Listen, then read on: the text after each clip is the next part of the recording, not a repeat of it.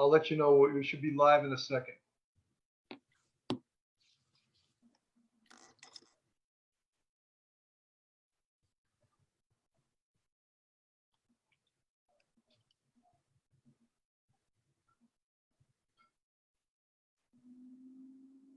Okay, guys, we're live. All righty, and we are live. What's up, everyone? Thanks for tuning in.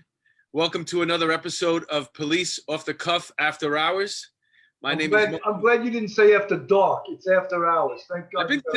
I've been saying after hours fine the last 3 times, okay? All right. I'll give you a break. Police Off the Cuff After Hours. My name is Mark DeMeo. I'm your host. My co-host in all things law enforcement, Bill Cannon. What's up, Bill? A busy week for police. You know, some crazy shit is happening, and we're going to discuss all of that crazy shit with our great guest, Tom Joyce. All right, let me introduce him, Bill. Okay. I want to take your job from you. Yeah. Bill is always chomping at the bit, man. He's always easy, brother, easy. We're going to let me guide us right in here. Our guest today is a retired lieutenant commander of the Cold Case Squad. He also worked in various other detective bureau assignments. He's the former VP of Business Development at Motorola VAS. And he's currently he's a consultant at Law Enforcement Technologies.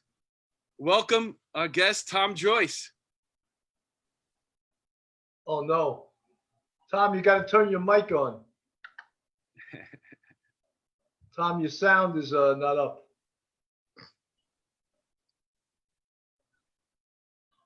It's showing that your mic is muted.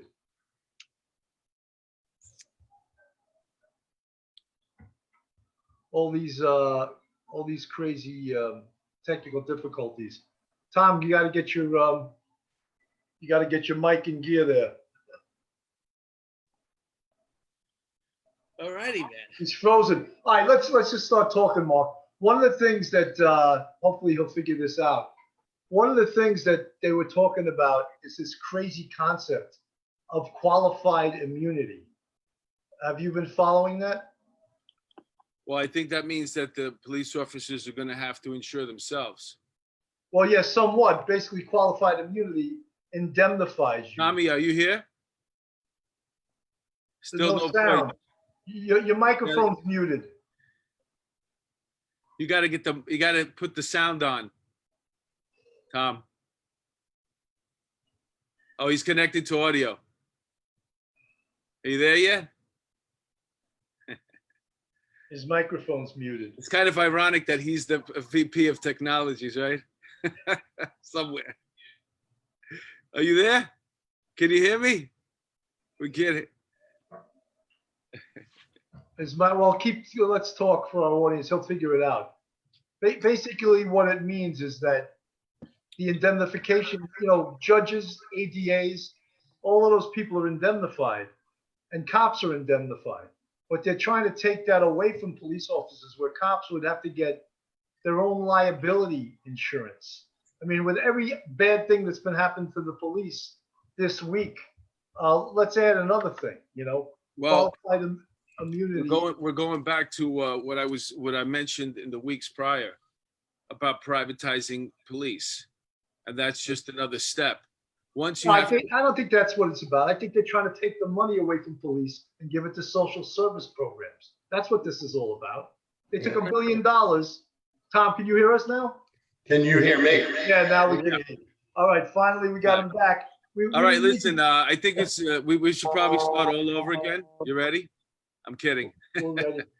We're ready. I'm not going to go through the whole the intro again, but Tom, welcome. Yeah, thanks, guys. It's good to have you aboard. Bill, he just jumped into something real quick there, but we'll come back to it right now. I wasn't going to let our audience sit on their hands with us just looking at each other, waiting for his sound to come on. So I'm working 2 different devices. Can you hear me? You better turn your phone down because you're echoing. Can you guys hear me now? Yeah, now we can hear you. Yeah, now you're good. Perfect. Can you hear me now? Yeah. Yeah. Okay, great. Okay, so I think we're good. So what, Mark, when you were introducing me, when they said I'm a consultant now, that's just a fancy word for unemployed, just saying. So, Is that what happened right now with the COVID? yeah, if you want to call it COVID, we can call it COVID. But I have a very interesting dynamic, and I think our audience would really appreciate hearing about what it means for a law enforcement member to go into the private sector. But that's an interesting conversation I think we'll dive deep into. Yeah, but, consultant work, that's the way it is in a way. It's kind of piecemeal. You're like a comedian, you take the work when you get it. Yeah, exactly. You know what I'm Exactly. saying? If you're lucky, you're booked a lot. And there's times that it's not, you're not booked that much. That's what a consultant is. Yeah. So Where are you right now? I'm in Charlottesville, Virginia. You guys, no one knew what Charlottesville, Virginia was until the white supremacist riots and the tearing down of the statues. And this is the home of Thomas Jefferson. So everyone knows what Charlottesville is now and where it is on the map. It's Central Virginia, 2 hours south of DC, an hour and a half west of Richmond. Beautiful place to live, great place. Hey, is that your tiki torch back there? It is. You see that? You see that? Because it is Thursday, and like Thursday is really Little Friday, so we're already started. That's all I'm gonna say. Oh, is that what they say in Virginia? Thursday's Little Friday. That's right, Little Friday. Oh, that's a good saying. Yeah, you can use that. I appreciate the fact that every state has its own identity. That's what makes this country unique. Sure. Absolutely. And you can use that, Little Friday. So you can use Hey, that. Tom, I got to tell you, I was reading some of your articles, and they're really so good. If anybody, our audience, gets a chance, where can they find these articles? So I'm on LinkedIn, Tom Joyce. On LinkedIn, you'll find me, NYPD. I worked at LexisNexis Vigilant Solutions, which is an LPR provider, and then ultimately Motorola. In our circles, in our group, everyone will find us at LinkedIn. Tom Joyce. Tom, have you noticed that LinkedIn is getting more and more political? Yes, not only that, Bill, but you really raised an interesting point. I was talking to the chief of detectives, Eugene Roy, the Chicago Police Department, and his stuff is getting suppressed. And I thought the same thing was happening with some of the articles that I was writing. And I think they're censoring us, to be quite frankly with you. It's unbelievable. How do these trolls get to LinkedIn, and what is it about what we would write that they object to? But all these trolls come on that have no idea about policing, but they print everything these people say. Yeah, it's fascinating. I've watched a lot of stuff that I can't believe, the misinformation and the bad information and the outright ignorance. Yeah, it's terrible, guys. It's terrible. We got a buzzing noise there. You guys hear it? Yeah, just turn it down a little bit. Maybe it's feeding back. Do you have your phone sound on also at the same time? Yeah, everything sounds good on my end, guys. Okay, well, we get anyway. Yeah, so I've had people on LinkedIn, like a guy was talking about, it was from a company that uses facial recognition, uses drones, uses this, that, and the other thing. And he was talking about using it to track COVID-19 people that aren't complying. And I said, hey, dude, why don't we use that for the purpose it was meant for, to track rioters and criminals and to identify criminals? Yep. License plate reader, same thing, not to track law-abiding citizens who aren't complying with the mask rules. It's outrageous. Outrageous. Yeah. Yeah. So it's really interesting. So my technology journey through the vendor world since I retired has enlightened me with what's capable and what is acceptable in the communities. And You know, I think COVID and then the rioters in the last couple of months have really enlightened me that they're more aggressive towards someone wearing a mask than someone carrying a gun in these urban environments. They're more aggressive towards these so-called peaceful protesters, and yet, you know, they don't want to go after them, but they'll go after the cops for responding to the protesters. And yet this technology is available, you know, through license plate readers and cameras and video analytics and all this stuff. And no one ever wanted to touch this stuff. So what is capable and what is really deployed are two very different things. How about non-lethal weapons? What's out there right now that we should be using to help the cops with these riots that they're not using? So it's a great question, Mark. Right now, the company Axon that has the Taser device, and there's various multiple deployments. There's the Pulse. There's a bunch of different types of tools. There's so many other companies trying to get into this space now with non-lethal devices, between rubber bullets, between what they call a wrap, where it shoots these two balls and they wrap around your legs. And Bolo wrap. Bolo wrap, yeah. My favorite thing. Eddie Hartnett, Commissioner Hartnett backs that up. He's trying to, he's going to be our first advertiser, so we're going to plug that. Bolo wrap. I don't understand how they create this thing, the bolo wrap. It can't wrap around your neck. It goes it goes where you point it to. There's a light that goes on. It goes around your knees. It can't strangle you. It doesn't. Yeah, it goes around your torso, and it's so easy. It's so. Yep. Why doesn't every department have this already? It blows my mind. Yeah. So what I can share with you, guys, is how difficult it is to get and penetrate a law enforcement agency and try to get a procurement process in place for a new technology. It is a very long and arduous process. Sales cycles are 6 to 12 months at best, 2 years to 3 years if you got a new product.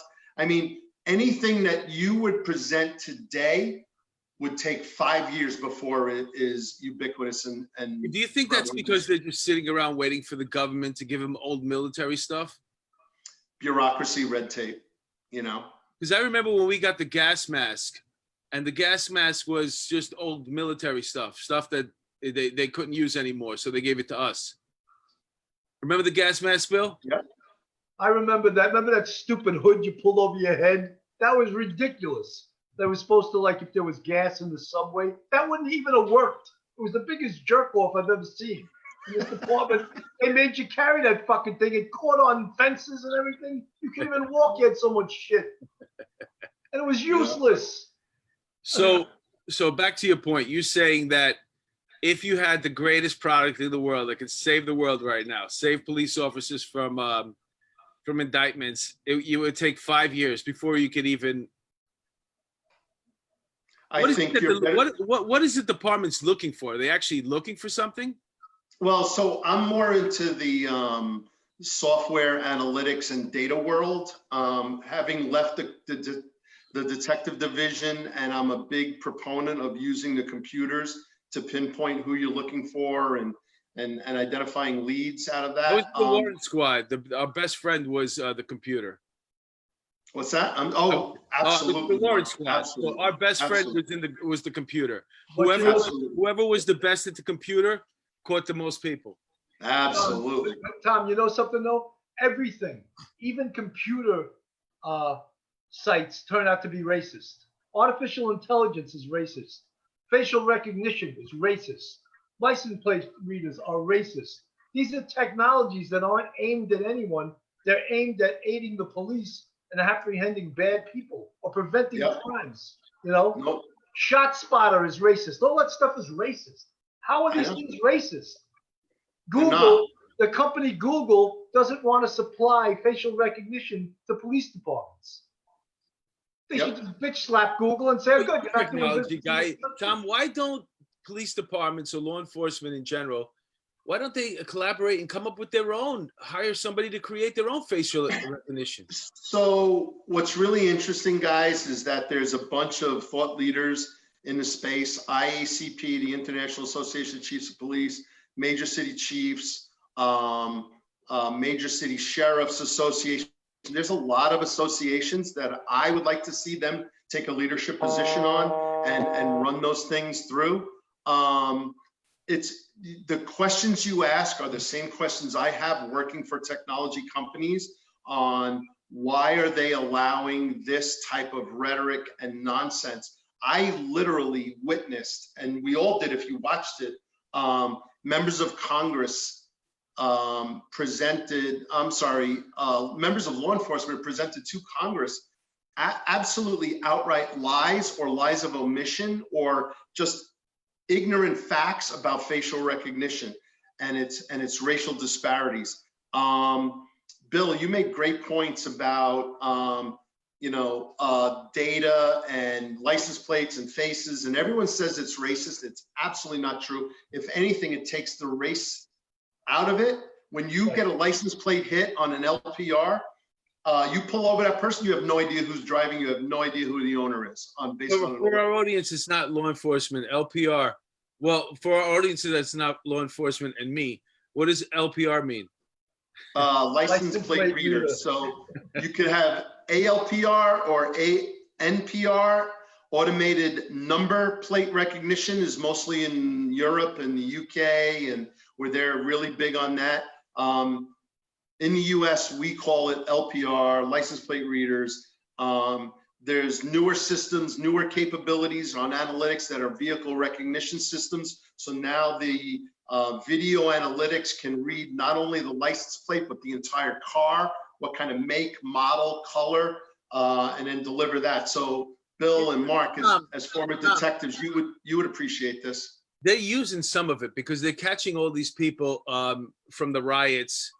And I've seen pictures of them, some of it's basic matching tattoos and stuff like that. Yeah. But they are if you pay attention, they're pulling in people on a daily basis, the FBI, and charging with federal crimes over the riots. So a lot of these people that, thought that they got away with it that night, they didn't. They're coming after them.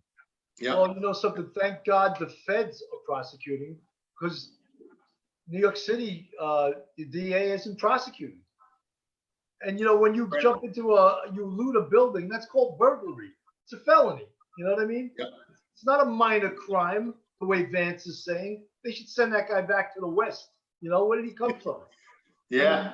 I mean, Terry Monahan was saying the other day on one of the interviews how these guys are going in, getting arrested for guns. The courts are closed. They're not even indicting them. They're releasing them. They're back on the street. Burglaries, robberies. It's crazy. It's outrageous. And everything, Absolutely. I don't know if you caught, they have Letitia James just did a report on the NYPD. She's the Attorney General I know. For the state. And she came up with a 57-page preliminary report. What does she know about running a police department? Is she a PhD in policing? Is she a doctor? No, this is politically motivated. It's outrageous. Oh, yeah. Well, I'll tell you what. I know her from back in the day when I was in the 7-7 and 7-9. She worked in Crown Heights, Prospect Heights, and Bed-Stuy. I know her very well. I mean, my commanding officer in the precinct when I was the squad commander in the 7-9 and I was a sergeant in the 7-7 squad, she was out there every day. And, we struggled. I thought she was fair at the time. I'm trying to be nice, but we kind of had a dialogue. But there's nothing about. I'm not there's surprised. There's no requirement to be nice on this show. I'm being nice. I'm being nice. I'm going to give her the benefit of doubt to say she tried to work with us, but I am not surprised at the dialogue coming out of her office now. So. Well, Cuomo's anti-police too. And the crazy thing is right, Biden was pro-police in the 90s, and look where the position he took the other day. Right. He said police is the enemy. Police is the enemy. He said that 3 days ago. Yeah. Or yesterday. 2 days. He's got dementia anyway, so he'll make it about he gets elected, he'll make it about 6 months. You know what's So- interesting though? It's like the police departments are only the hand of the government, the local government. So whatever the administration dictates. So for example, when I came on the job, Dinkins was the mayor. He was hands off marijuana. You had people blowing pot smoke in your face when you were in uniform. You couldn't do nothing. And then all of a sudden, Giuliani came in and they were broken windows theory, locking people up for pot. And now we seem like we abandoned all the stuff that worked and we went back to the old days. And if you look at it, it just depends on the administration. So for some reason right now, all these failed cities with high crime already and high homeless, they want to be able to pass the buck and blame somebody. So they blame the police, but the police are they're your hands. So whatever you're doing out there as a mayor, whatever's happening, those you're manipulating it. You have complete control over it. So people dying, it's on you. Yeah, absolutely. So Judge Napolitano spoke on Fox News the other day, and he said that he felt, which I disagree with because you can't do it, but he felt that the cops took an oath to uphold the Constitution. They should have acted despite the fact that the mayor held them back. And I don't think you should do that because that's a whole nother thing. But the bottom line is, and the three of us took this oath and we promised to protect the people and uphold the Constitution.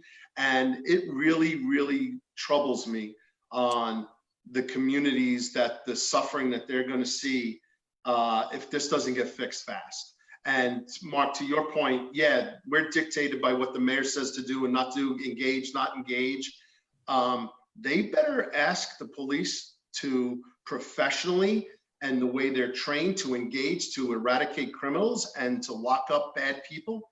And if they don't do that, I mean, there's a lot of really, really good people. Listen, I spent the most formative years of my career were in the 7-9 Detective Squad from 1999 to 2004, the best squad in New York City. Sorry, Bill, you may disagree, but No, we the can argue about that. 2-3 squad will bitch slap the 7-9. Yeah, that's all right. We'll argue that. But my guys, Kevin Look, I'm Slay, sure that- George Farback, Mike Prate, Chris Scandolo. I'm going to give a plug to all of those guys. Seamus McHugh, Matty Collins. These guys were Tommy Caffrey. These guys were the best. And the miracles that I saw them pull off were nothing short of outrageous in terms of you didn't think cases would get solved and they did. And they need to get back to that and let them do their job. And if they don't, a lot of really good people. So if you got 45, 50,000 people in Bed-Stuy, Brooklyn, 95% African-American, I believe my true heart is that really good people want to live peaceably and they want to go about their business. And a small population is terrorizing that neighborhood. And if it not for the police, who's gonna eradicate those terrorists? Let me ask you a question, Tom.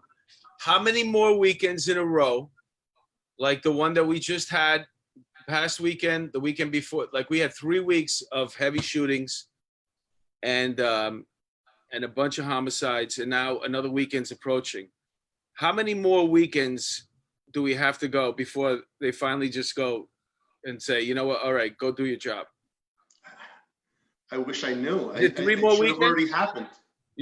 Okay, let's just go shootings. Is it 200 more shootings spread out over 3 weeks?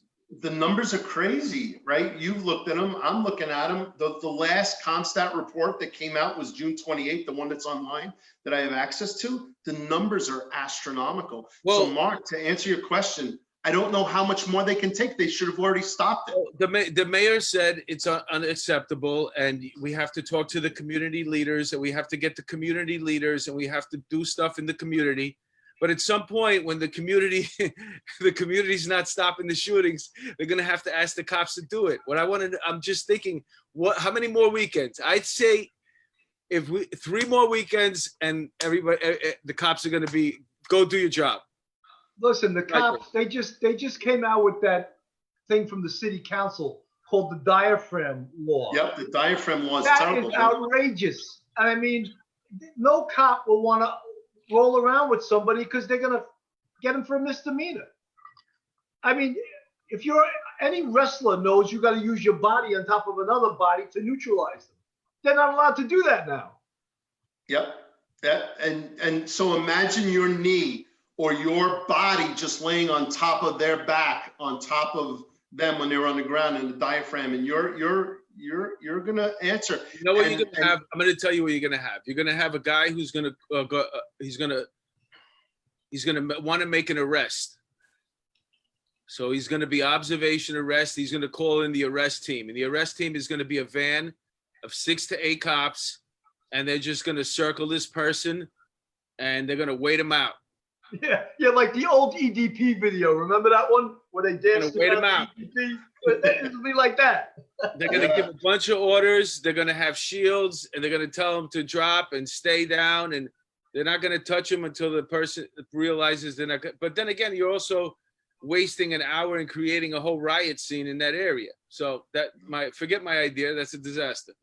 So the interesting thing about the diaphragm law that Bill's talking about is when Terry Monahan was talking about it on one of his interviews, he said that one of the DAs said that they think it's unconstitutional, but you can't prove it's unconstitutional until some cop does it and somebody gets hurt or dies, and then they go through the court process and it goes all the way up to the Supreme Court.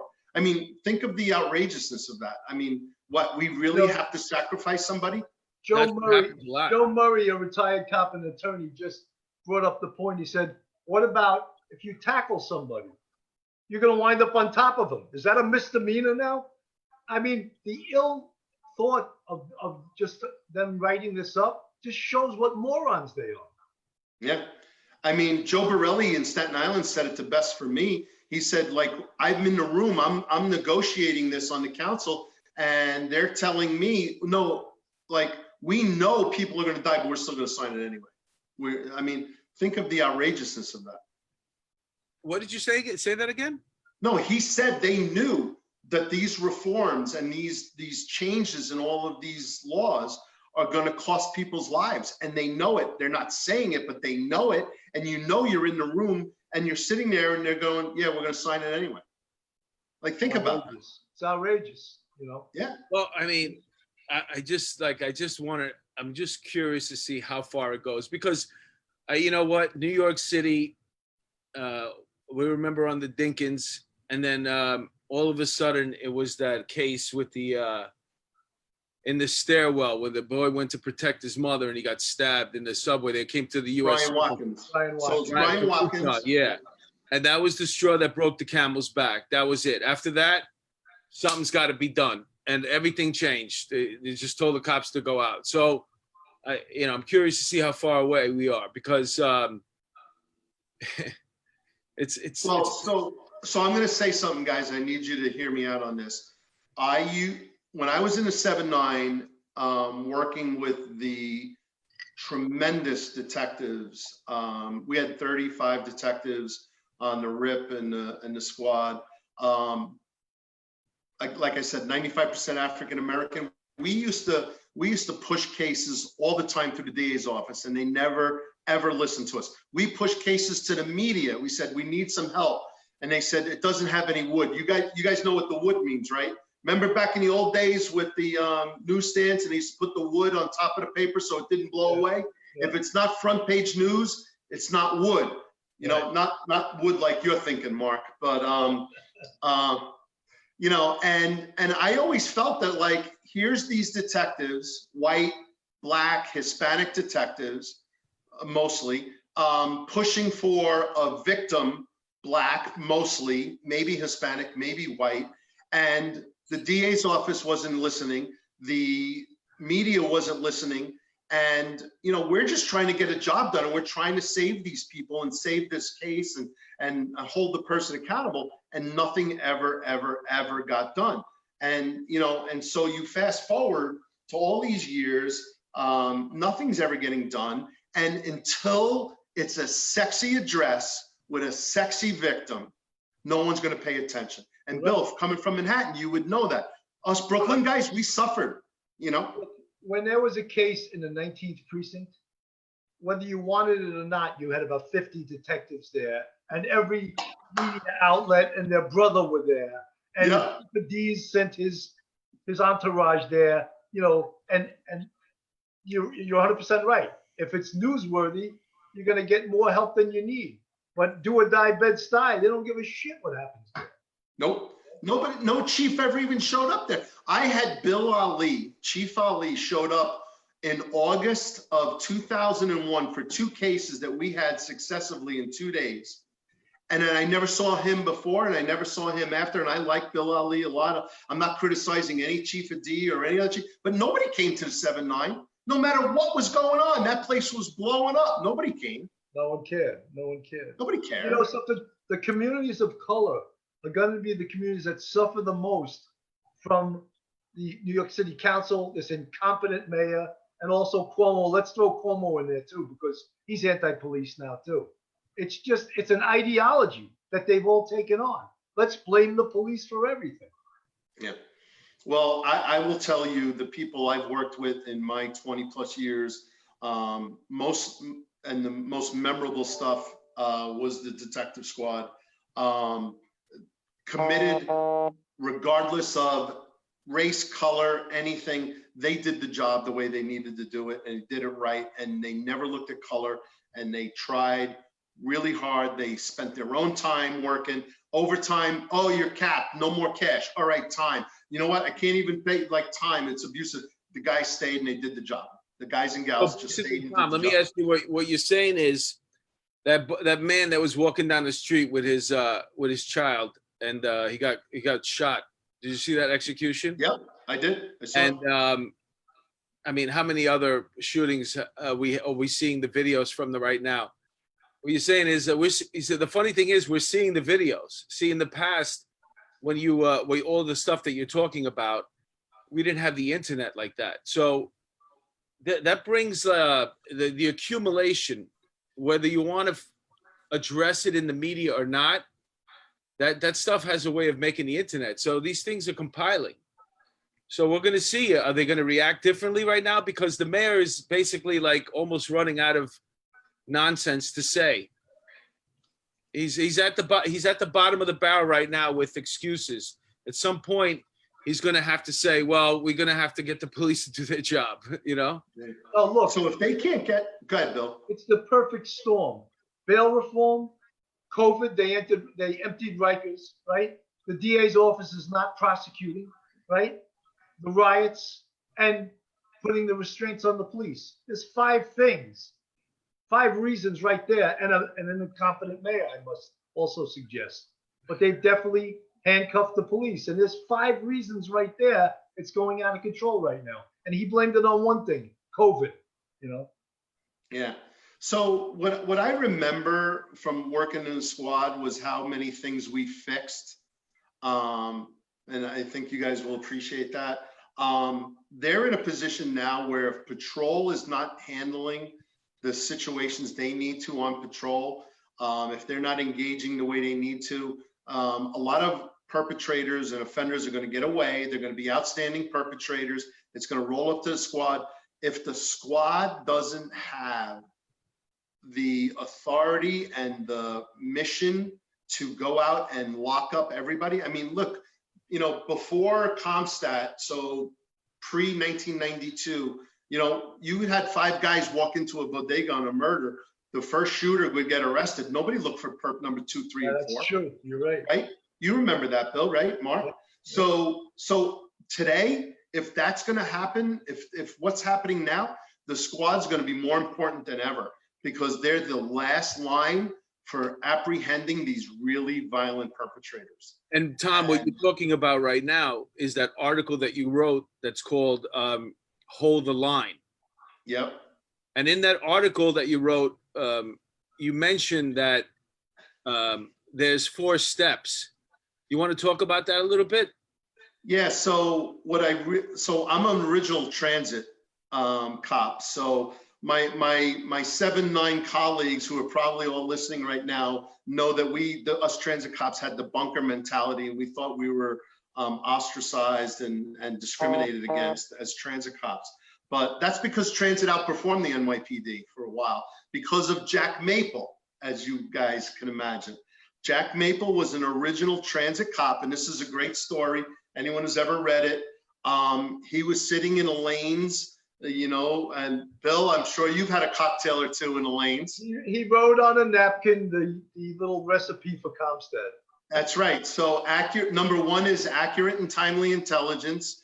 Number two is rapid deployment. Number three, effective tactics. And number four, relentless follow-up. And it's really simple. And believe it or not, I live my whole life like that. I live, my finances, my garden, my yard, is my lawn turning brown? I get on it right away. Effective tactics with good chemicals. It's the same theory in everything you do. It makes complete sense. So he learned that in Elaine's, when Elaine was working on appetizers and entrees and desserts, and he converted it into a police strategy, which makes complete sense. So if they're not responding to crimes immediately, if they're not rapidly deploying, if they're not using effective tactics to apprehend them at the street level, the relentless follow-up is going to have to take place, and detectives are going to have to go out, get these people, and then the detectives are going to have to hold the line. They're going to have to hold that corner, and then not let those corners and those streets, But go Tom, back. the squad can't fix everything that. No, I know. They cannot. There's not enough of them. And you're right, you'll get the baddest of the bad. You'll do the investigations. But look, one of the greatest programs in the NYPD ever was RIP. Someone figured out, this was before Comstat, most of the robbers in the community live there. So let's just collect their pictures and get mug books and bring the people in, and it worked like a charm. Do you remember that? I think RIP started in 1985. Yeah. And every precinct had RIP after that. And I can't imagine what it was like before there were RIPs. Yeah. I mean, the RIPs were great. I love the RIPs. And I also felt that they did everything except for I thought the RIP was a better feeding ground for the detectives than the actual detective squad, because the detective squad was catching DVs and aggravated harassment and then a murder. And the RIP guys, everything they did, they were doing photo IDs, they were doing lineups, they were doing interviews, so I actually thought the RIPs were great feeders into a homicide detective, which is kind of interesting. Right, just like anti-crime is a feeder into the squad. Exactly, and the anti-crime fed into the RIP. That's why warrants was a great feeder into the squad too, because like you mentioned earlier, knowing how to use the computer. And when you're in the warrant squad, you got to basically, narrow, you use all your past arrest reports and stuff like that. Anything that's on the computer to figure out where this person might be. Cause you only got one chance. That's right. Really. It's like a deer. I used to call it deer hunter. One shot, one kill. That's all you get. Yeah. But when we the transgression reluctantly was a lot of people had to go to the squad after that. But once you got to the squad, and you had, you were better at catching people, Oh yeah. I love the computer, man. I love the computer. And that was actually how I got my job when I left and I retired. And I'll be vulnerable to the entire audience. I left the job not under my circumstances. I was going through a divorce and I needed to get a job, quite frankly. So with 21 years on the job, someone offered me and I went. And so you guys are familiar with Accurant or Clear and the public records tools. So I went to go work for them, and I'm just a computer data guy. I love it because I believe there's arrests to be made inside those computers. Absolutely. If you're smart with those computers, you will be much more effective. Well, I remember when the department first came up with Phone Finder. Remember that database? Yep. It was like we caught a parolee in his apartment still on the phone with us. It was amazing. I mean, how brilliant was that? Just get all the department databases. We'll have every phone the guy's ever used and the address to it. He uses a phone of his girlfriend. We're knocking on the door and he's still on the phone with us. I loved it. Yeah. So Bill, remember when on the online booking sheets, when they used to record 2 phone numbers and then they used to allow the third one and used to write it on the side? Who actually leveraged all that data? That these were the phone numbers of the people that they called. I don't think patrol understood why that was done. And the other problem is that the desk officer tried to kick your ass out of the precinct in 2 hours. Remember that? Yep. So a cop making an arrest was like, I don't give a shit about the investigation of this in the future. He's kicking me out of here. I got 4 perps. He's kicking me out of here in 2 hours. Yeah, but you know how many perpetrators got away because they didn't put the apartment number in the apartment box? You're 100% right. We had a way to get those apartment numbers. I won't say it. I don't know if they still do it, but Yeah. So, but yeah, when I was in the Warren Squad, there was a way to get those apartment numbers. But Yeah. I also know what you're talking about the phone numbers, because when you're interviewing somebody and then you give them their phone calls, you know, I always used to be like, yeah, call whoever you want. Just let me know and I'll dial it for you.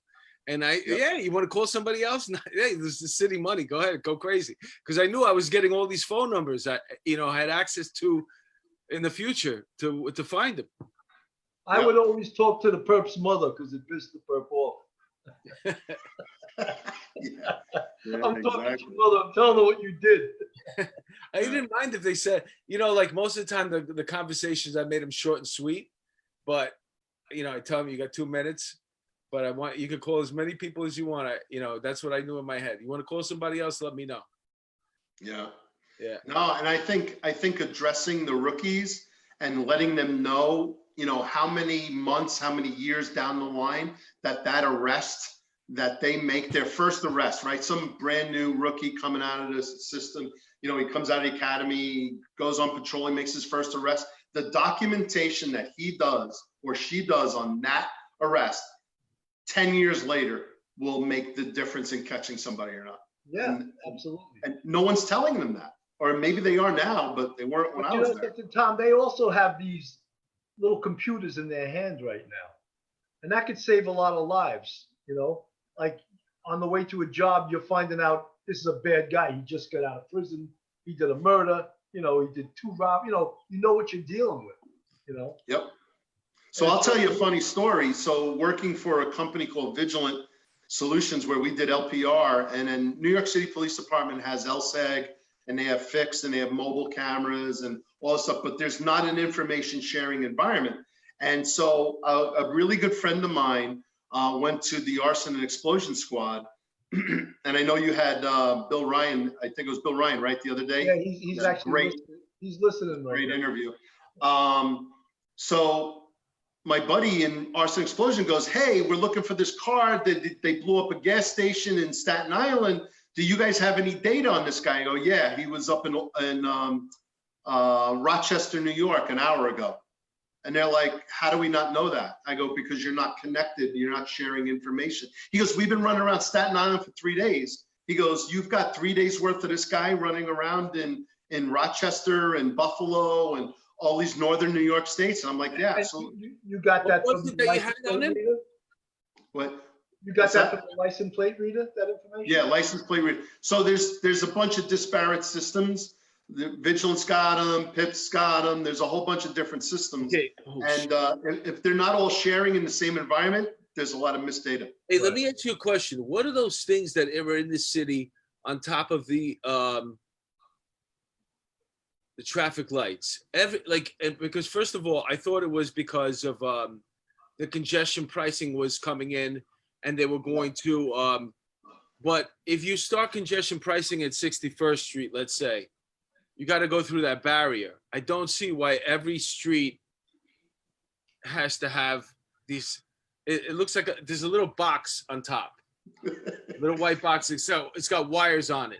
So what? Yeah. I don't know, because to me, I'm like, if it's for congestion pricing, you just need it when it's coming, when the traffic is coming in, breaking that. But if you're in the middle of Manhattan, you've already passed that barrier. Why does every single street still have that little box? What is that? I know the answer to that. It's Midtown in motion. Every single street corner in Midtown has an RFID reader that's reading your Easy Pass. And they know they're not only evaluating your traffic for congestion pricing, but they're also monitoring how fast traffic is moving, traffic flow, and all sorts of things. So the data collection field is tremendous, tremendous. Well, which brings us back to this point. When they were talking about dropping the bricks off at all these corners before the riots, and they had pictures of all these pallets of bricks, all I thought to myself was, you could figure out who dropped those pallets of bricks off in about 5 minutes. Yep. All you got to do is look at the cameras. And Yep. so that brought me to the question of, is this a real thing or is this bullshit? Yeah, so it depends on the cameras. I know within the city limits is a higher likelihood of identifying the suspects. You know, once you start going out to Long Island and the suburbs, northern suburbs, Jersey, I don't know what they've got. Yeah, but the pallets were dropped off in major cities where they were going to do, the riots and stuff like that. These were talking about the middle of Midtown. You know what I'm saying? In front of a courthouse or something, there was a pallet. Yeah, So I know. I'm So just wondering if it was bullshit. These pallets, was it photoshopped, or why haven't we heard of people being arrested for dropping off pallets there? It's the I easiest thing can't to speak find for out. that. I can't speak to that, Mark, but what I can speak to is if they had somebody who was really smart and knew how to access the system and gave them unfettered access to the system, they could put it together. Yeah, I'm sure they have the cameras there. I just don't know if this stuff really happened. I don't know if the pallets were real, because where is the people getting apprehended for doing this? I don't understand. Yeah. Well, I think we're all in question on what process is being put in place to get the organizers.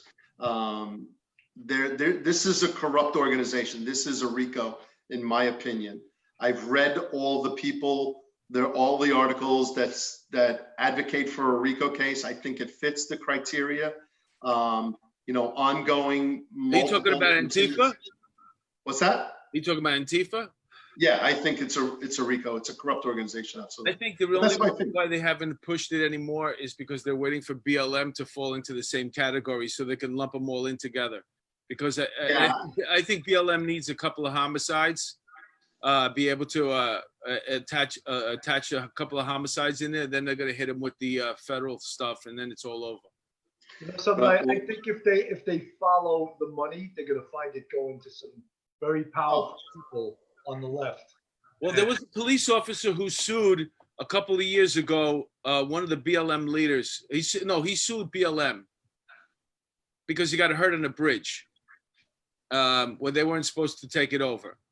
And they said that he couldn't sue because BLM was a loosely fit group.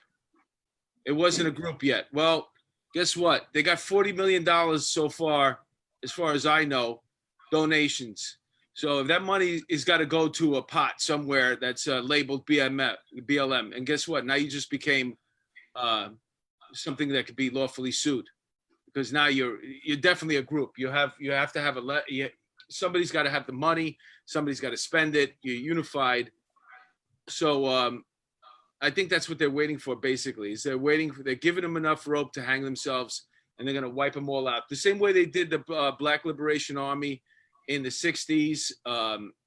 These groups, they reach a certain point, they scare everybody, and then they come in and they just wipe them out. They take all of them out, they put them in jail for the rest of their lives, and that's what happens.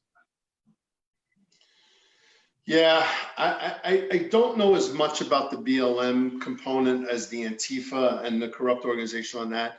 BLM, I think, is probably the most fascinating and most successful marketing plan I've ever seen, because they took a concept of Black Lives Matter and they made it a noun and a verb. So it's the name of an organization, which makes it a noun, but the verb Black Lives Matter. We all agree Black Lives Matter, right? I mean, I committed my entire police life to protecting mostly African-American communities. I was more than happy to work in that environment and to put my life on the line, and the people that I worked with did the same thing for African-American people. Black Lives Matter. But they have been able to spin this that if you say Black Lives Matter, the organization, is bad because they want to break up the nuclear family or they want to do all these other crazy things, that they're saying they think Tom Joyce, the white guy who grew up in Brooklyn in a very diverse neighborhood, doesn't care about Black lives. That's absolutely not true.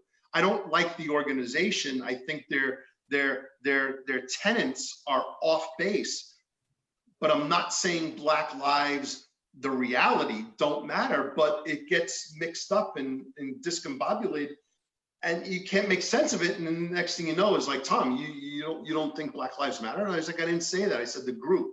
Well, Yeah, the but group Tom, or the organization, and it's crazy. Tom, you know something? This is bigger than that because we were talking in November. We interviewed Chief Louis Animone, and that was right around the time where a cop was doused with water. Remember that? Yeah. This is a national movement to hate Yeah. the police, to disrespect. It's national. It's not just in New York City, and the agenda is pushed by some radical leftists, and I don't it's know. all over the country. I don't know if you guys saw pictures of what downtown Center Street looks like. They wrote BLM all over all the buildings down there. There's graffiti all over, you know, the Supreme Court, all the courthouses. So now, if you come in there, when let's just say this is all said and done and we're ready to move on, or we're trying to move on, whatever, and you want to just whitewash the buildings again and get it, you know, back to normal. Are these buildings going to stay like that forever because you can't take it off? Because then you're going to be like, oh, no, I didn't mean Black Lives Don't Matter. I just meant we want to get the building nice again so we can look like a freaking decent city again. You know what I'm saying? Yeah. Because how long is it going to stay like that? I don't know. I mean, it's not art. They didn't do it nice. You know, they probably didn't have much time. They're probably like, so it's not the best. If you're going to tag BLM, you could probably do better if you had time. That's my point.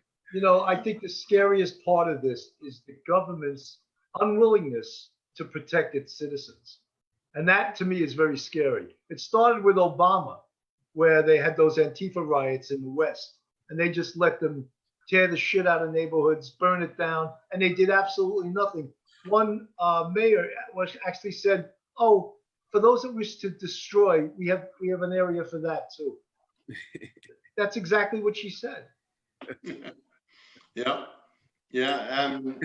It's crazy. I did not police under Obama. I retired in 2006. So, but we did the World Economic Forum in Manhattan. So they took a bunch of cops from the hood and in Brooklyn and sent them out into Midtown Manhattan. And man, we had a good time. And they really tried to create havoc. And that was, 2004, I think it was. And no, 2002 maybe, early 2000s, definitely after 2001. And it was crazy. And you know what? We held our ground and nobody got out of control. I mean, they tried, but it was nipped in the bud right away. And the hands-off experience, so go back, right? And you guys had Louis Animone on, which was great. It was probably one of my favorite because I'm a big Louis Animone fan. The riots in Brooklyn that they allowed to happen over Cato, right? And then the Crown Heights riots, and then that was never again. And all those other riots that started to spur up were like immediately shut down because we took action. And to see what they're doing now, not only here in New York City, but all across the country. Well, Tom, what that was, Louis Animone was the architect of disorder control. I know. He studied how countries all over the world respond to riots, and he was the guy to go. They put him in charge of Crown Heights. He was an inspector. He was telling chiefs what to do, and he was the architect. He could quash a riot. You remember because California had the Rodney King thing, and some really horrendous things happened during those riots. It's like we've learned nothing because they're handcuffing the police. Well, you were talking earlier, it's so funny that we come back to this point, but Tom, you were talking earlier about the Constitution and how you take an oath when you get on the job, and it's up to the bosses of the job, the big bosses, if they see that the message that's being sent from up above is not helping keep the people safe, then are you going to make a choice to do your job? Yeah, I mean, you might be fired, but yeah. So my son is a 1.5 year rookie in Washington D.C. right now, and 6 months ago he told me. I asked him, "How you doing? How do you like the job?" He goes, "It's the best job in the world. I love being a cop down here. this Washington, D.C. is a great city. I love it. And then here we are 6 months later between COVID, which was kind of bizarre. He's like, I can't make sense of it. And then now all this riot stuff. He's like, Dad, like, is this really what I should be doing? I'm young enough to pivot. Should I pivot? I want to do this. There's nothing more I want to do it. And you took an oath. You uphold the Constitution. Are you going to be held back by your leadership? Or are you going to be allowed to take action when you see a crime? And then when you do, what's the question? I don't even know the answers anymore. You know, I can only guide him as a father. As much as I don't think the upper echelon of the NYPD does either. I mean, if you saw the memo that came down from Shea in regards to this diaphragm thing, he was baffled. He didn't know what to do. He didn't know what to tell the cops. You know, I don't know what to tell you. If the leadership is saying that to you, what do you do as a cop? Yeah, Hey, Tom, no, you're 100% right, Bill. Tom, tell your son to call me.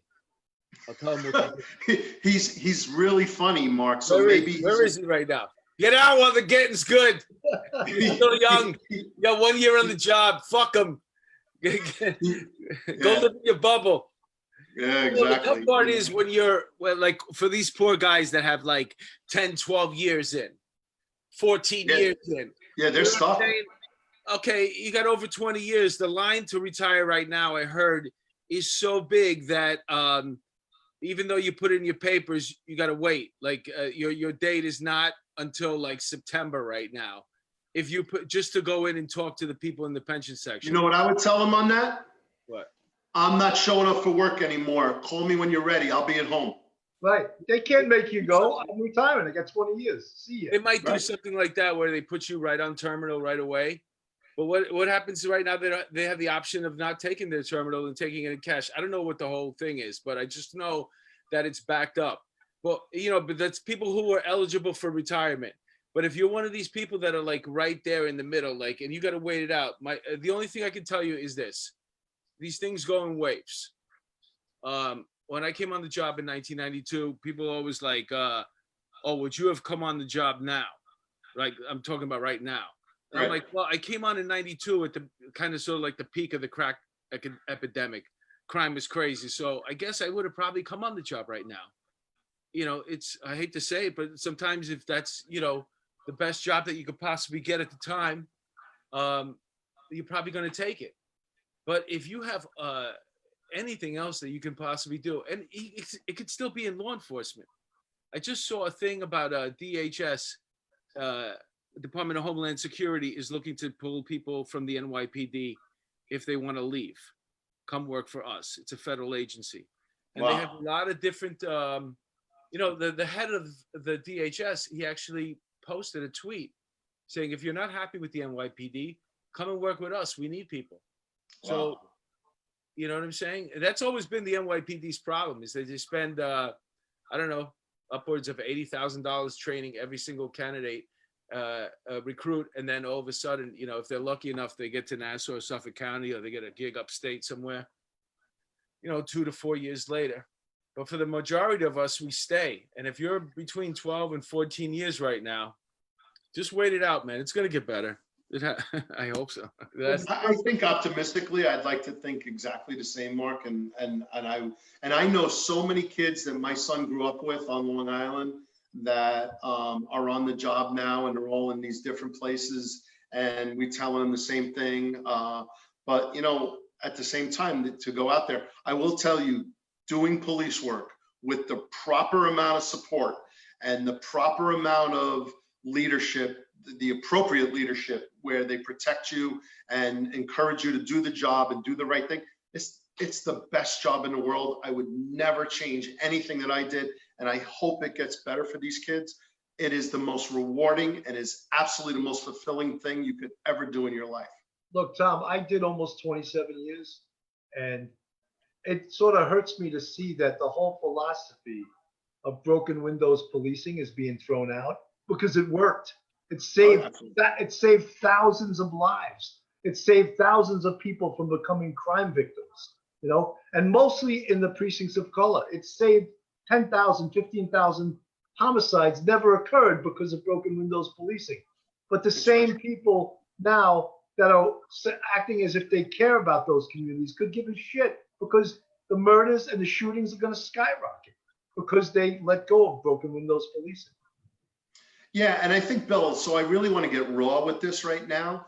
How many cases, I'm going to ask you guys, how many cases did you work on where the church lady was getting off the bus and she took a bullet? How many cases of the mother sitting on the bed and a bullet comes ripping through the window while she's got her kid on her knee? I mean, I've worked on more than I can count on, and I'm not even anywhere close to your level of experience and some of my other colleagues and friends. You know, these guys have stories that go on and on and on of these terrible, terrible stories. Bill, I don't even know what to say. We're preaching to the choir girl here. who was doing a TikTok video with her mother in the living room and got shot. The bullet came in through the window. And in the middle of them practicing their dance to put on TikTok, she was, can you imagine that poor mother? Now, if you want to tell me all this shit that we're going through right now is worth it, just to, who are we accommodating right now by letting the people who have committed crimes out of prison early? Who are we accommodating when we don't want to prosecute people who are committing crimes? Who are we accommodating right now? These people that are in these neighborhoods that are, low-income neighborhoods, they don't want these people back. They don't want them back. They're happy that they're freaking gone. Mark, you're 100% right. When they talk about bail reform, they talk about how it destroys neighborhoods because the person can't go to their job. Most of the people that are getting locked up all the time don't have a job. They really don't. How many people you locked up have the benefit card? They haven't had a job in their life, you know? So, Bill, let me ask you a question. You're in the squad, right? Hey, big guy, you put your hands on your wife. No good. You can't do that. You can't beat your wife. This is domestic violence situation. Yeah, I got to arrest you, right? Oh, I can't take a collar. I got to do this. You know what? Come in at Friday at 6 o'clock. How many DV collars did we make in the detective squad on an appointment late on a Friday? You know what I mean? We worked with the community. Let's cut all the bullshit out. You know, the guys who are hardworking family members who might have screwed up, we worked with them. Right. You know, do you remember that? I literally watched a guy, a detective in the squad with his feet up on the desk. The guy walked in, he goes, hey, I'm such and such. The detective says, yeah, come on in, go in the cell, take off your shoes, your shoelaces, and your belt, and I'll be right with you. You know what I mean? Come on, Bill. Self-service arrest. Come on, the guy didn't even get up from the desk, you know? But we worked with the people who were legitimate people who got into a bad way. Yes. But the thugs and the criminals, they gotta go. Well, that's the whole thing when they talk about the community. Maki Haberfeld, the great John Jay professor of criminal justice, Yep. said when we interviewed her, the community shouldn't be telling the police how to do their job. Oh, but that's the thing that's right now. They actually they want Shea said it. Shea said it. He goes, well, we're going to have to sit down and talk to the community. Well, listen, forget about Shea said it. Somebody said it. I don't want to say Shea said it. Somebody, a chief in the department said, we have to sit down with the community and have them tell us how they want to be policed. And that's exactly counter to what Maki said. Yeah. What do they know about policing? Nothing. And you know, the community also includes the criminals. Well, also too, what they want to create is a situation where, EDPs are going to be handled by social workers and clinicians, as well as homeless. Okay, my theory is that the original sector is going to have to respond and deem it a nonviolent situation, and then they're going to call in the EDP car, and they're going to hand off the job to them. That's my prediction of that's how we're going to get rid of having to handle those cases, the nonviolent ones, because all the cops are always saying, "Oh, what are you going to do with this guy? You know, the naked guy in the street with the machete." Well, A sector is going to respond. They're going to deem it nonviolent. They're going to call the social worker in, hand off the paperwork. The social worker is going to take it from that. I love the title of the violence interrupter. Who is that? Where'd they get that guy from? The violence interrupter. Some lib that But invented that. listen, before you listen, but when it comes to violent situations, the idea that they're proposing is to have a community meeting before the police actually go and deal with it. So, for example, you have a shooting or a stabbing or a rape or homicide, you're going to meet at the scene with one of the community leaders, whoever's up, whoever's like, has Who's the duty catching? that night. Who's cow? It's Al Sharpton's catch. He's catching. And then the two people are going to meet, the chief and the community leader, and they're going to figure out how they want to handle this violent crime. But this is like, so nobody's going to respond to the violent crime. You're going to come in after the fact and figure out how we're going to catch this bad guy. That's the future. I can't even imagine chiefs on the scene of shootings, never mind community members. Like, we just used That's to what's just- going to happen. That's what's I going to know. happen. It's crazy. You know, That's and crazy. when does the crime happen? At 2 or 3 o'clock in the morning. So chiefs are going to be doing midnights. Yeah, wake up the chief. Wake up the chief on Long Island. They're just going to be Give us doing a call. midnights. They're just going to be doing midnights. Why go home? And then, you know how like catching DAs? Who's the catching violence interrupter tonight? I mean, because think about this. If you had a shooting in your neighborhood, okay, and it was one of these horrible incidents with a child, now you have a community leader there. What is he going to say? Don't arrest him, or let's talk to him first? No, he's going to say, catch that fucker. You know? Yeah. I don't think there's going to be any police, like, let's say, you know, what is it? Proactive policing going on anymore. I think that's a thing of the past. There's actually talks about having the police respond from the station house and not do patrol. I mean, Well, it's- listen, this things are goes Hey, back let's to all my, let's all become firemen. I love it.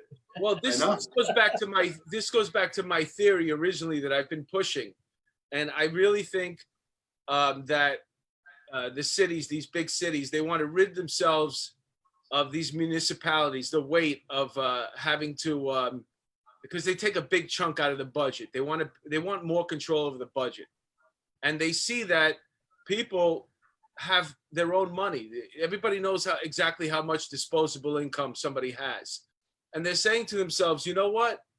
If you don't like the job the police are doing, then hire your own private security. And all these neighborhoods, even in Manhattan, they're going to become these gated communities, semi-gated communities. They're going to have their own private police. And who's going to have the NYPD, except for the people that don't want the freaking NYPD? But that you're going to basically be responsible for this, the high crime areas. But all the other areas, they're going to have their own security. They're going to have their own policing. And that's what we mentioned earlier about indemnifying yourself. Because in the future, what's going to happen, my opinion is, you're going to create your own little, if you want to be law enforcement, you're going to want to probably work private security because they pay more. You're going to learn how to shoot, get a firearm. You're also going to learn CPR. You're going to probably know criminal justice, and you're going to learn some martial arts, and that's going to be your resume. And you're going to go looking around for jobs, and you're going to be a great candidate, and they probably get hired to work in Midtown Manhattan in New York for one of these security companies. And that's the way it's going to be. And you're going to come with your own private insurance. You'll be indemnified. So this way you can't sue the city. And when they get a call of these private security companies, who they're going to call? They're going to bring it to the precinct. They're going to process it. But it's all going to be privatized security. So if you want to sue somebody, who are you going to sue? The private security company? Get in line. They don't settle. You're gonna have to go to court. You're gonna have to fight it the whole way. Yeah, we're facing some tough times here, and Mark, I'm not even going to disagree that a lot of that is going to be true, but because the people who can and have the resources to protect themselves will do stuff like that. The vulnerable community members and the people who can't do that. I mean, what are they going to do? And you know, I mean, it's all going to come back to the police anyway. I mean, I just don't see an end to it. You know. Yeah. Because also that's another thing, the liability that the city has between these lawsuits with the cops. It's another thing that they want to shed.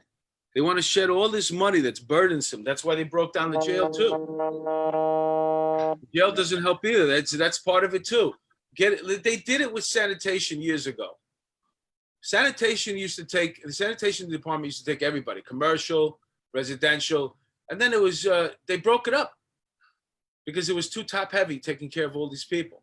So that's when they invited the corruption in. Private jails are coming back too, by the way. So that's an interesting concept because, excuse me, the privatization of prisons out in some Western places. I mean, judges have been arrested. No, we know that. Sentencing. We know that already. But it's okay because it's okay because as long as we don't have to pay for it. Yeah. The city wants to rid themselves. They want to be able to give away more money. Because if I give you money to stay home and not work, then you're going to vote for me. But you know something, a lot of these, because of COVID, a lot of these businesses haven't been around right now. And once the businesses that pay the bills and pay the taxes for the city come back, they're not going to like what the city has become. And Okay, what about all this? Go to this residential this commercial real estate in the city when everybody's working home. Well, wait till the businesses start losing the city and they have no. They're not. And they have no tax base. What do I need an office for in New York City right now? No, I'm just saying Broadway. Broadway leaves, right? Wall Street leaves because of crime is out of control. There'll be no tax base. And these morons that are running our government, they'll be looking for a job, you know? Well, I'll tell you what's going to happen. You mentioned Broadway. As soon as these companies decide, you know what, I'm not waiting this shit out anymore. Let's put us up and we'll go perform in the fucking states that are open. They're going to open up Broadway again. And that's a lot of this shit goes that way too. It's like these people are dragging their feet. Right now, I just read this thing by Ron Paul. And Ron Paul said, okay, we keep hearing about the COVID, how many people have it. And the more we realize how much tests and how many people have it, we're at this point right now. It's not a pandemic anymore. It's not. The death rate doesn't equal a pandemic. So basically, we're chasing around people with colds. It's a power grab. That's what it is. Right. So, but here's the thing, right? Is regardless of what those numbers are, the panic has already set in. And I can tell you, living in a very small area, my county is 100,000 people. The city, which I'm about 10 miles away from, is 50,000. The rest of the county is another 50,000. So the inventory on real estate is scarce and the buyers are abundant. Where is people are leaving big cities to come to these rural areas. Yeah. And they can work remotely and they want a wide open space. Yeah, that's the one thing. It's like if you're not going to go into the office, what difference does it make where I live? And everybody's figuring that out. So what am I going to pay this skyrocketing rent or own $1 million apartment in the city when I can live upstate and for the same $1 million have a fucking beautiful home? I'll tell you why they used to do it. They used to do it because they would go to all the really cool chic places in Midtown Manhattan and go to all of the good restaurants and the good bars. And if you're not allowed to do that anymore, well, then what's the sense? So that was the last reason to stay in a big city was to have a really cool downtown area where you can go and socialize and party. And if they're going to shut that down and restrict you and social distance you and say you can only do 50%, I mean, as this group gets older, I mean, those things wear off too. So between all of those things, the country is going to be, I believe, in the near future, much more widespread than the consolidated cities that you're seeing. And then it may come back in 10 or 20 years, but over the next 5 years, people. Well, look, in my generation, if you lived in the city when I was growing up, if you lived in Queens, and like for example, Astoria, and you started making some money, the move was to move out to Long Island. And then, as I got older and I became an adult, if you really had money, you moved back into Manhattan. You kept your place in Long Island, but you had a place in Manhattan. So now, and these things happen. It's cyclical. They just happen through time. And right now, New York City is going to become one of those places where you got to get the fuck out. Because before it gets better, before this knucklehead figures out, or somebody has a way to get him out, because are you really going to wait this guy out? Are you really going to wait, another?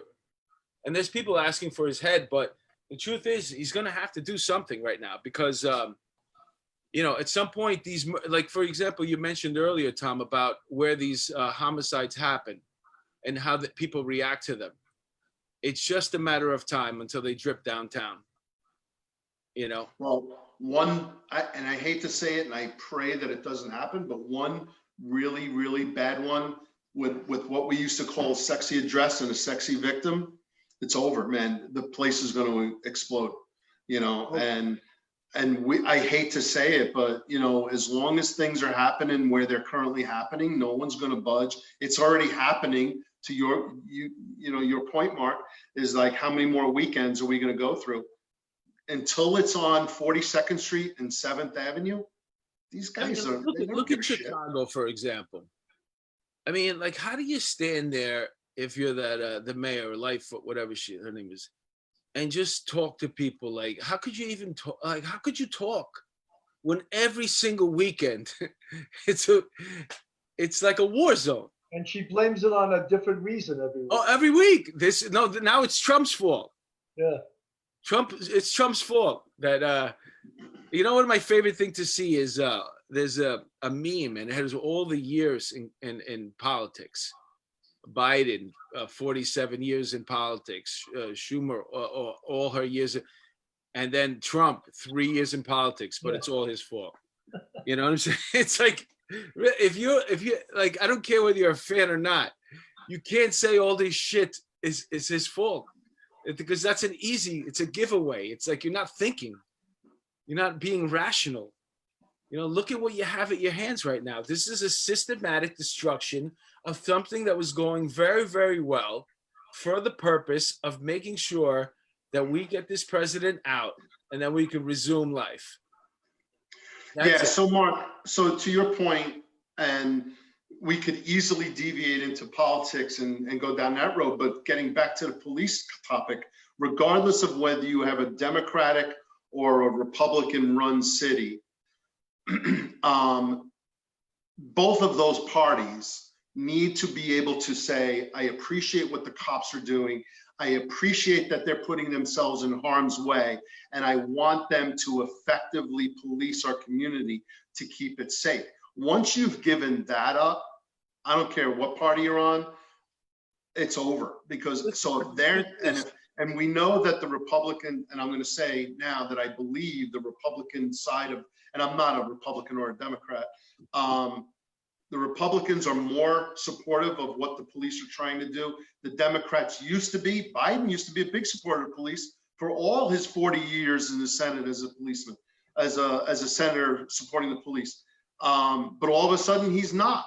And if you can't get behind that and get behind the fact that these men and women are putting themselves in harm's way, I don't know what to say. All right. So listen, we're almost at the end. We went way over today because usually we only do an hour with the after hours, but you're such a great guest. So we're at an hour and 18 minutes, but we're an hour because you fucked around with your camera for 19 minutes. But, yeah, I deserve that. But it brings us back to this point, which was that we started the show off with, which is different, that the beauty of this country is different states. And as far as I was concerned with what's going on in Minneapolis and in Seattle with the CHOP, to me, it's like, you know what, if that's what they want to do, let them give it a shot. You don't want police? You have the freedom in this country to live the way you want. If people want to create a situation, an area, I saw this thing where it was a documentary on pot, where the most pot is grown. It's on Netflix, and there was this one mountain there. It's called Murder Mountain, and the cops in Humboldt County, California. Yeah, when the cops come to investigate these murders, they get met at the bottom of the hill by all these people. Yep. It's a mountain that they got to go up, and these people are armed, whatever. So my thing is like, whatever which way you want to live. If that's the way your state is going to be, it's the beauty of this country. But at the same time, is you got to be able to, live with the consequences of it. You know Well, what I I'm saying? think, Mark, you want to change it? Okay, no problem. What do you want to change it with? What's your answer? They say they want to change it. They want this to stop, but they don't have the alternative plan. They're working on it. They're working Yeah. on it. Now, here's the problem, though. When things start going bad, No, it's a small group of bullies that are, when things start going bad, they always call for the police.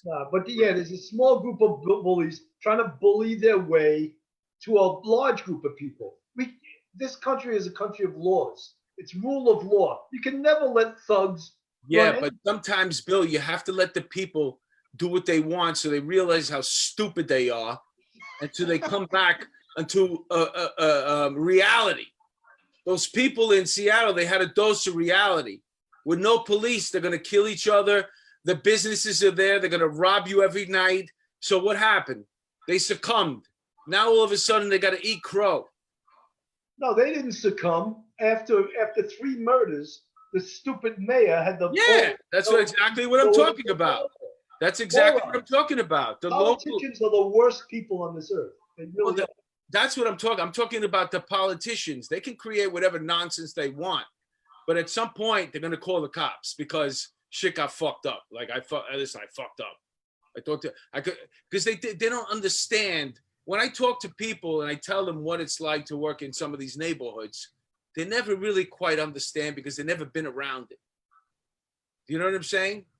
And I told people, I said, if they don't open up the beaches, people are going to freak out and they're going to fucking take the beaches and there's going to be riots. And that never came to fruition because we had George Floyd. But I felt the tension in the city. I just felt like people needed to get out. And what did they do? It manifested into the protests every night that is still going out. People need to get out. They couldn't stay home. You know what I'm saying? As much as you want to like control this COVID, the reality is people need to be out. They can't stay home. We're social creatures. Yep. Give us a All suit. right. Give me a fucking suit. Let me go out. Why wear the suits right now? People actually have fucking suits with built-in air conditioners right now. What are we doing? Just so we can go back to what we wanted to do. I don't know. I don't know what the fuck I'm talking I about. think we solved most of the world's problems during this hour and 22 minutes. We I don't know. did, didn't we? I think I people thought we listen- did. This is the point of the show where we're going to close down. We're going to go with partner words. Tom, I want to thank you for being a guest. You were great. Very, very knowledgeable. And you're in Virginia. I know. That's pretty I interesting. appreciate it, guys. I appreciate the invite, Professor Bill Cannon. I appreciate it. Mark, I can't wait. Mark, offline, I have a case for you where we locked up an improvisational comedian that I think you would love and appreciate to hear. So I'll share that with you offline one day. Okay. Some funny stuff. Why the job was the greatest job in the world, among a whole bunch of other reasons. But Mark, thank you. Bill, thank you. I Thanks, Tom. appreciate Thanks it. for coming on. I just want to give a plug for next week. I actually got retired LA County DA Steve Cooley is going to be on the show. He's written 2 books with Captain Greg Meyer, who's a force expert. He wrote Blue Lives in Jeopardy and Blue Lives Matter. Blue Lives in Jeopardy talks about the murder of 8 police officers in LA County. And they follow it up. He actually happens to be a Republican. You don't think a Republican could ever get elected to be a DA in LA County, but he was for 12 years. So, and he lost to Kamala Harris in 2012. She beat him by a very small margin. But he's going to be a great guest. We're going to have him on next week. And I'm told, and I can't, this isn't in stone, I'm told July 27th, we're going to be back in the studio for Police Off the Cuff in the studio. And we're going to have some great guests coming on. We're hoping this, and it's all on Inside Blue 360. It's on Anchor, and we do it live on Facebook and also on YouTube. So there's my plug. That was a lot to say. All right. Well, I just want to close out by saying that I'm going to follow the 4 points that you brought up, Jack Maple's 4 points. And you mentioned how it's it could be used in day-to-day life. That's right, landscaping. Yeah, I need some guidance here. I'm running out of tequila, so I need some guidance. But thank you for coming on, Tom. No, I appreciate it. Thank you, Bill. Thanks, everybody. Be safe out there, folks. Hey, I want to hear that story. So when we sign off, tell me the story. I will. Is it something that you're trying to hide? Not at all. I can share it, but Yeah, share it before we go. Just share the story before you, because I'm interested. So they opened up the old 7-7 annex on Washington Avenue, and the very first prisoner they ever processed was a serial rapist who used to do the comedy scene tour in Manhattan in an improvisational group. And his name was Mark, I won't say his name. And but I'll just call him Jim. And Jim got arrested by the Special Victims Squad in Brooklyn, and he was the very first prisoner ever arrested at the 7-7 annex. He was up on the 3rd floor. There was no other people up there, in a cage, a temporary cell. And he said, like, nobody's taking me serious. Nobody's taking me serious. I didn't do this. And so he figured out a way to escape. And he said, all those years of MacGyver, watching MacGyver, finally paid off for me. Right? So he figured out a way to rig his shoelaces, which he had, which he shouldn't have, to manipulate the lock, and he was able to get out. So then when he got to the second landing, he was confronted by detectives, and he goes, "Hey, how you doing?"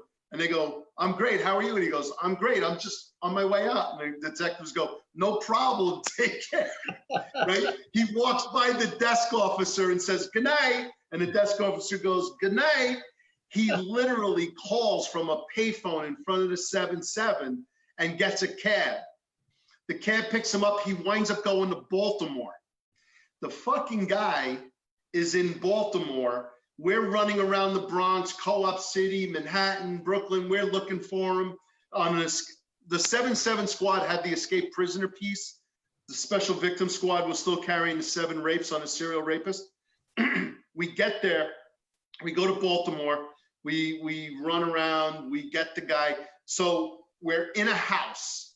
And we're talking to an old lady in the house, and she says, "Hey, my friend's daughter lives with me. She's going to a university here in Baltimore. She's out with some guy named Jimmy." And we're like, Jim, that's him. "When is she coming home?" "Well, she's due any minute, you know?" And so we waited there, and they show up. So she comes walking in the door, and she's like wide-eyed, "What the fuck?"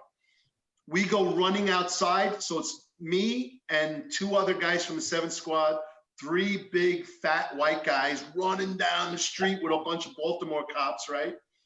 And then this is what he said. He said when we locked him up, and this speaks to the use of force that we all talk about, cuffs and handcuffs on and off, is like we were running. And he said, because he was a comedian, "I saw you guys running at me with the NYPD raid jackets, and all I could hear in slow motion was, 'Bad boys, what you gonna do? What you gonna do when they come for you,' right?"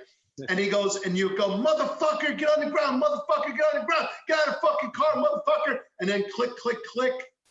"Okay, sir, watch your head getting back into the car. Be careful, sir. Yes, sir. No, sir. Yes, sir." And he goes, "What the hell happened? You guys were like brutal and fucking really mean, and then you put the handcuffs on, you were really nice." Well, anyway, long story short, he entered all the women from behind in his serial rape cases. And it's because he had a herniated scrotum and his balls, they were the size of fucking volleyballs. Oh, God. And I'm not joking. And when we saw him and we searched him at the Baltimore Police Department, we're like, "What the fuck is that?" And he's like, "Guys, I got this thing." And he goes, "Well, that makes all the sense to us reading the complaints. We now know why you entered all those women that you violated from behind." And he's like, "Oh, come on, man. and we got a confession out of that because we made him feel bad about it. And then we drove all the way. He went before the judge in Baltimore, and the judge said, "Do you waive extradition?" And the judge, and then Jim says, "All due respect to you and your fine city, sir, but I'm going to go back to New York with these fine gentlemen."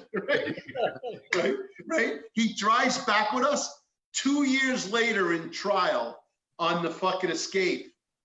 And remember, you know how in court when they go, Kevin McCann, the detective, was on the stand, and he says, "Kevin, do you see the subject that you apprehended in Baltimore here today?" And Jim's going, "Hey, Kev, it's me, Kev." And then the defense attorney goes, "Stop, adjourn, can we have a bench meeting and everything?" And he's like, "What the fuck are you doing?" The defendant was IDing himself in the fucking trial, And do you know that guy got out? He did his time, got out, and sent us through department mail, through regular mailing addresses, and they eventually put all the invitations to Kevin, Tom, and John. Kevin McCann, John Christopherson, and Tommy Joyce. He sent us invitations to all his shows in the future. He loved us. What, did he ever get his balls fixed? Did he ever get his balls fixed? We did not ever catch up with him after the fact, Mark, so I don't know. I would assume he got his herniated. That big ball syndrome is horrible. I thought the punchline was going to be, it's the guy over there with the big balls. With the big balls, yeah. Dude, I mean, he did terrible things to those women, and it was all date rape stuff. He was very charming. He was very good looking. He was very funny, and he was getting all the girls, but then he took advantage of them, and he had about 7 under his belt, and then he escaped. But he was How much time did he have to do? He did about 2 or 3 years. Not all the victims cooperated. You see, that's it. That's if you're 7, you should at least get a year for every freaking girl, man. Yeah, You shouldn't be getting out in 2 or 3 years. a stand-up comedian. Are we not on? Is it just us three now? On. No, we're still on. Oh, okay. I'm not gonna say his last name. Well, it was. I just wanted to hear the story. I felt like, you know what? It's why if you had got a great story, let's hear Hey, it. Mark, do you have swollen balls? No, not like that. Not like that. Maybe it might have been you. I wasn't. That was a 7-7 caper. So. All right. Guys. So here we go. We're gonna end it up. We're gonna wrap it up right here. Thanks again for coming on, Tom Joyce. Bill, it was a pleasure once again. We'll talk in a few minutes. I'll give you a call. And thank you guys for tuning in, man. Another episode of Police Off the Cuff After Hours in the books, man. All right, keep up the great work, guys. Keep up the great work.